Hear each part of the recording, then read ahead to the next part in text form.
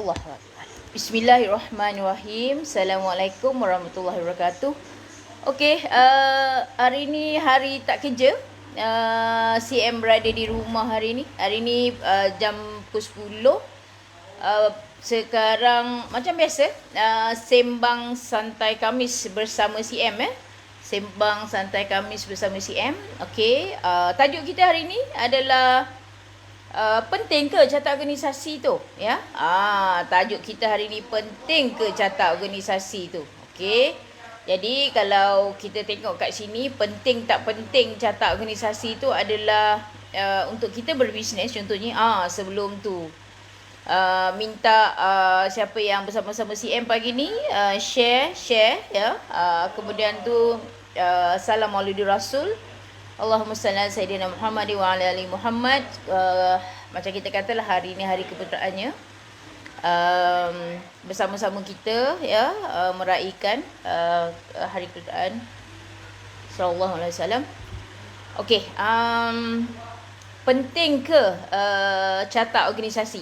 Okey, bila kita cerita pentingnya carta organisasi, selalunya bila kita berbisnes Bila kita berbisnes, kalau kita nak tengok penting ke tidak adalah, okey, selalunya bila kita set up company, bila kita set up kita punya bisnes, di peringkat awal, kita selalu terlepas pandang untuk set up dulu, untuk create, untuk wujudkan dulu kita punya carta organisasi.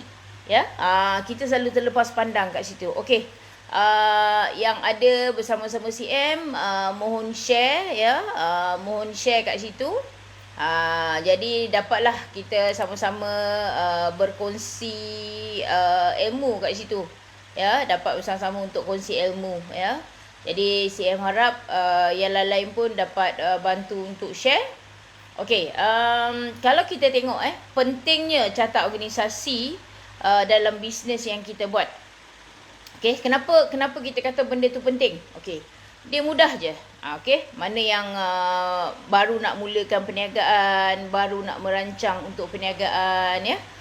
CM share idea kat sini adalah carta organisasi dalam mewujudkan bisnes yang kita ada, sama ada baru nak mula ataupun dah ada ya, penting ya. Benda tu penting sangat-sangat ya. Sebab apa? Kenapa dia penting? Okey, dia sama je konsep dia. Bila kita ada syarikat ya, bila kita ada syarikat, apa yang pentingnya dekat situ adalah bila ada syarikat dekat situ, kita kena tengok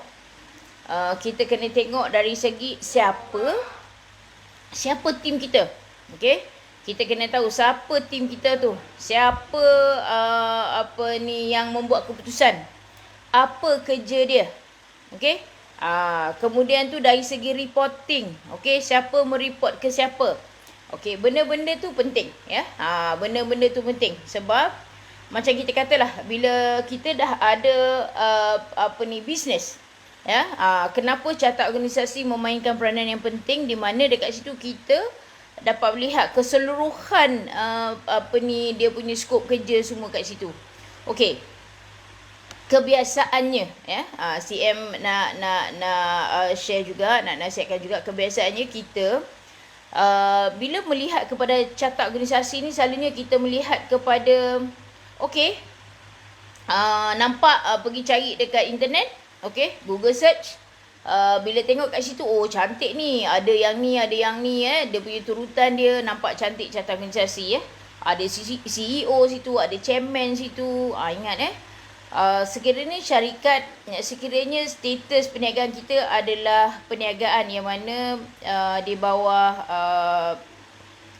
bukan Sdn Bhd, memang bolehlah kita kata kita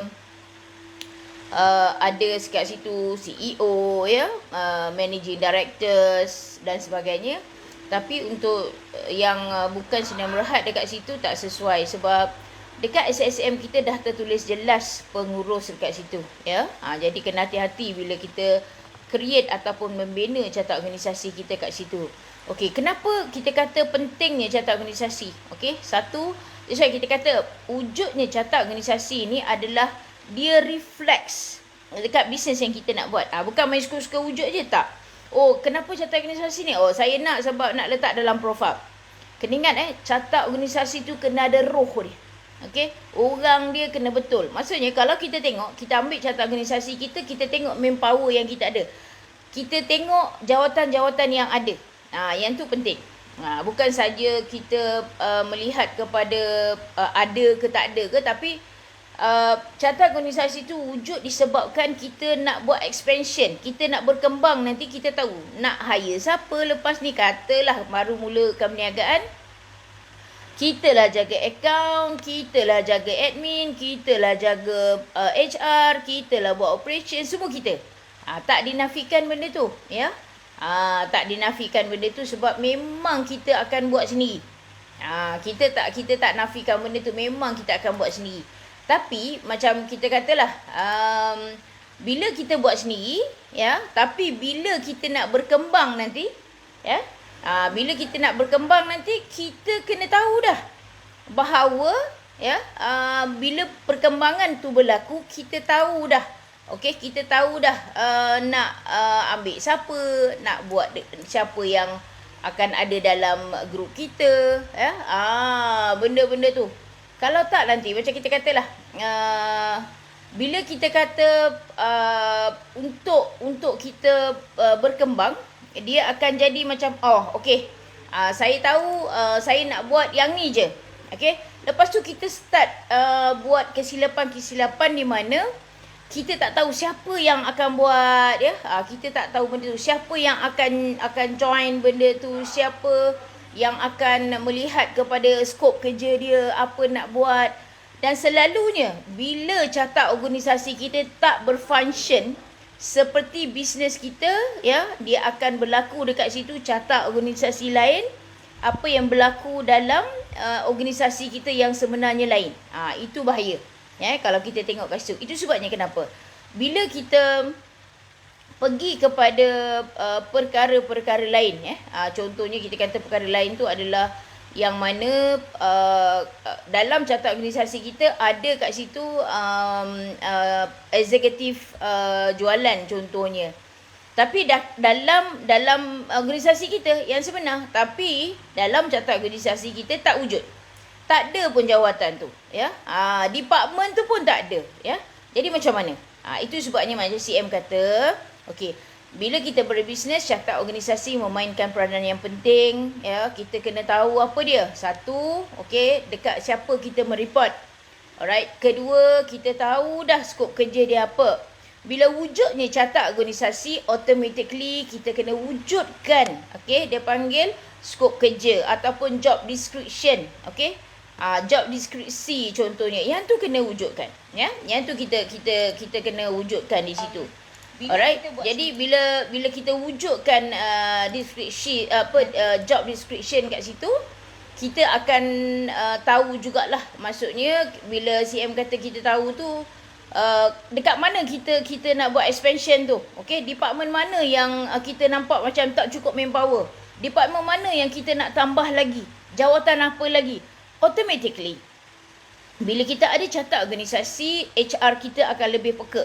Okey, Jabatan Sumber Manusia kita akan lebih peka, dan di mana kat situ kita akan wujudkan apa dia. Okey, dia panggil career path untuk tim kita, ya. Kita ada jadual gaji kat situ, ya. Kita ada career ladder kat situ. Alright, benda-benda macam tu akan wujud. Jadi kalau kita tengok kat situ, bila kita nampak macam mana kita nak pergi, kita rasa great. Okey, kita dah tahu dah struktur kita. Kita dah tahu dah hala tuju kita dari segi manpower kita macam mana. Kita nak tambah pengurus lagi ke? Kita nak tambah pengurus besar lagi ke? Kita nak tambah eksekutif lagi ke? Dekat situ kita tahu macam mana kita nak cambahkan. Kita dah tahu dah macam mana kita nak ambil siapa. Okey, dia punya skop kerja, dia punya background dan sebagainya. Alright, yang benda-benda tu yang perlu yang kita tengok. Alright. Jadi dekat sini, nasihat CM pada yang di luar sana baru nak mulakan perniagaan, ya, ataupun dah ada, perhalusi balik kita punya carta organisasi. Adakah carta organisasi kita ni sama dengan apa yang manpower yang kita ada sekarang? Jangan pula kat situ jawatan lain, ya, dekat carta organisasi lain, dekat apa yang berlaku dalam organisasi kita lain. Kita tak nak macam tu. Okey? Sebab catat organisasi ni dia kena ada roh dia. Macam CM kata tadilah. Jadi nasihat CM, kita boleh ambil dekat internet tu sebagai contoh, template dan sebagainya, tapi perincikan balik, ya, perhalusikan balik apa yang kita nak, ya, mengikut bisnes kita. Okey? Yang kita ambil daripada internet tu itu sebagai panduan je, ya. Dia tak lebih daripada itulah, sebagai panduan. Jadi sama-sama kita perhalusi balik kita punya catat organisasi, sama ada yang baru nak mula, yang belum mula, okey, ataupun yang dah berbisnes. Selalunya kita terlepas pandang kita punya catat organisasi sebab job description kadang-kadang tak wujud dalam organisasi kita. Jadi untuk HR yang di luar sana, pastikan kita ada semua tu dan dia amat membantu untuk kita berkembang bisnes kita, ya. Alright. Kita punya PKPB bersambung sampai 9 hari bulan. Jadi macam CM kata, para usahawan di luar sana, dan CM ingatkan juga diri CM, bertabah, ya, dalam keadaan ekonomi yang amat kritikal. Okey, mungkin dari setengah industri dia merasai perit yang amat sangat.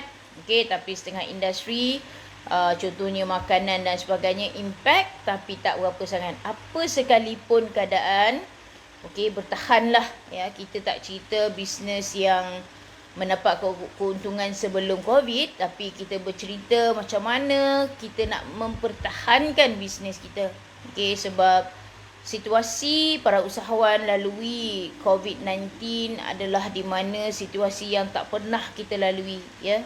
Kita cerita recession, kegawatan ekonomi yang lain-lain, ya, bukan disebabkan faktor-faktor yang memang kita tak boleh nak kawal.